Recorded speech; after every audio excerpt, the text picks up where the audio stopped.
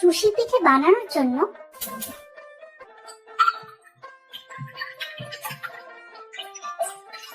জল ফুটে উঠলে তারপরে চালের গুঁড়ো দেবো।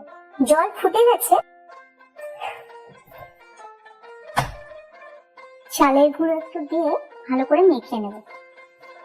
স্মুথ হয়েছে, এটা অনেক ঠান্ডা। এই মন্ডটা থেকে ছোট ছোট পোর্শনে নিয়ে একটু চালের গুঁড়ো ছড়িয়ে আস্তে আস্তে এটাকে এভাবে লম্বা করে আমি রোল করব। এইভাবে গড়ে নেব আস্তে আস্তে।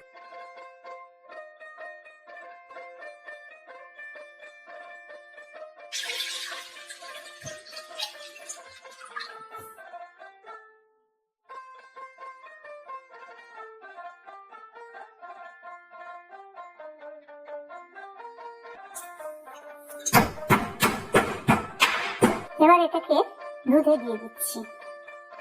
চালের পায়েস যেমন আমরা দুধে ফুটে একটু কমও দিতে পারো। আমি এখানে নলেন গুড় দিলাম। তোমরা দুধের মধ্যে আস্তে আস্তে এই চুষি গুলোকে দিয়ে দিচ্ছি, পরে আস্তে আস্তে ঘন হয়ে যাবে।